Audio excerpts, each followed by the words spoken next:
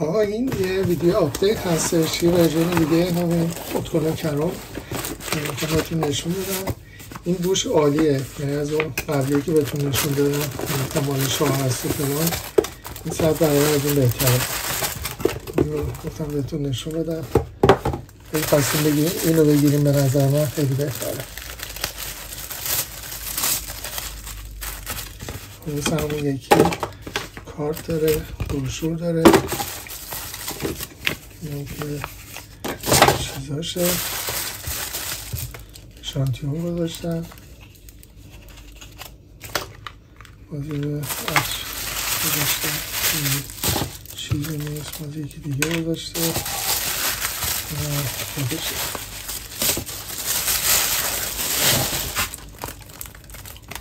این به نظر من از همش خوشبوتره. اون سه یه دونه اشانتیونش توش بود، دیدم خیلی عالیه.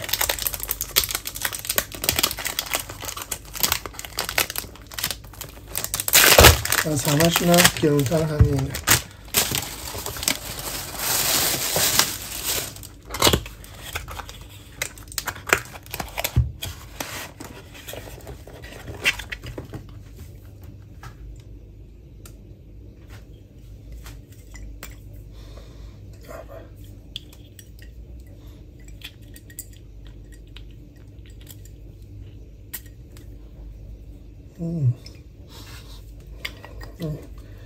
یه ذره بوی چوبی داره، یه ذره تلخی داره، خنکی هم داره، خیلی چیز عالیه.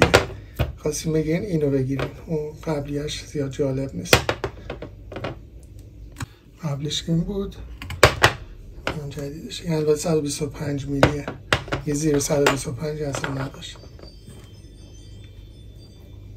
این چند تا دیگر هم بهتون معرفی کنم، حالا همین کارون هستش که دیگه اینو پروندهش رو ببندیم بذاریمش کنار دیگه. تقریبا همه عطراش رو ما بهتریناش رو معرفی کردیم.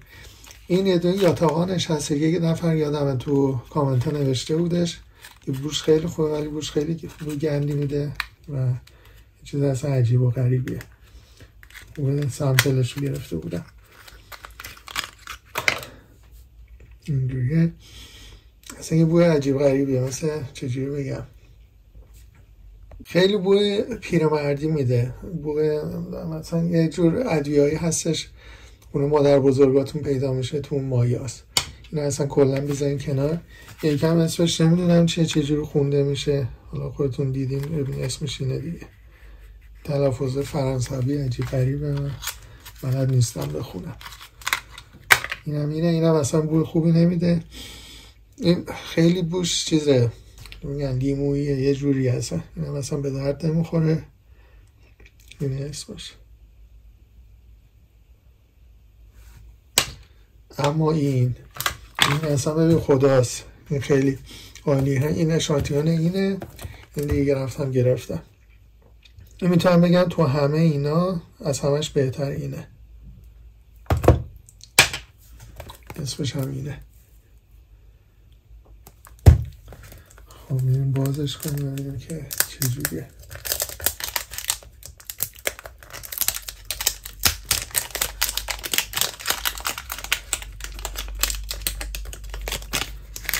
از یه عطرهای پودریه و خیلی بوی خوبی داره.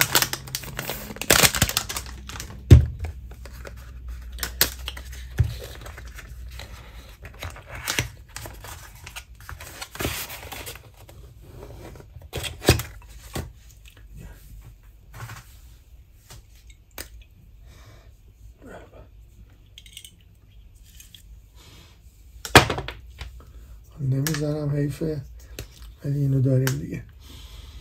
مثلا یه چیز عالی، یه ذره شبیه چه میدونم عطر زنونه است، یعنی متمایل به اونه ولی بیشتر به مردونه میخوره. یه ذره اولش هم که میزنین خیلی بوش خوبه ولی وقتی که میمونه خیلی بهتر هم میشه. اینو حتما بگیرینش اگه عطر تو مایه های پودری و اینا دوست دارین. ملایمه واسه تابستون، خیلی چیز عالی هستش. اینو حتما من اینو پیشنهاد میدم. خب اینا رو من همش آوردم که بهتون نشون بدم. اون یاتاقانو که کلا بندازینش دور، حتی به درد بوگیر توالت هم نمیخوره. اون کناریش هم همینطور. بعدیش مثلا این میشه که اورجینالش هستش که خیلی جا میگفتن اتکلان شاه هستش، ولی به نظر من اصلا چیزی به درد بخوری نیست. نه که بد باشه، ولی پیرمردیه، جوون پسندانه نیستش. این همون ورژنش، این اودو توالتشه دیگه. خب این عطرش هستش، پرفیومش هست. این دیگه از اونم بدترین، یعنی انگار که لاوندر رو یا همون استخدوس رو کاملا انداختی تو مثلا یه دونه چرخ گوش، اینو چرخش کردی و اصاره و روغنش رو کردی عطر، فقط بوی چیز میده، لاوندر میده، خالص. اونم همین بوی میده ولی باز یه ذره بهتره این، ولی دیگه خیلی خالصه. اینم کلا اینم بندازین دور، اینم به درد نمیخوره. واسه 60-70 سال به بالا مثلا بد نیست بزنن، خوبه. دومیش اینه، خیلی عالیه، این من خوشم اومد. اینم بوش تقریبا خنک و یه ذره چوبیه، اینم جوان پسندانه، ولی اولیش اینه، بهترینش اینه. لسوار بهش میگن. اگه خواستیم بگیرین اینو بگیرین. اینم تمام چکیده کارام بود. اینو پروندهش رو میبندیم، میریم سراغ عطر خفنی دیگه.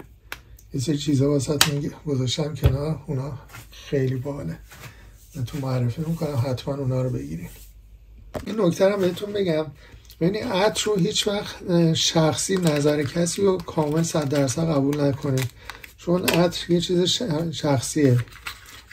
مثلا ممکنه من از یه بوی بعدم میاد یه نفر دیگه خوشش بیاد. مثلا اون تام فورد لدر بودش، اونو مثلا من میگفتم که بوی چیز میده، روغن سوخته و بوی تعمیرگاه میده، بعد کلی فوش خورده بوده.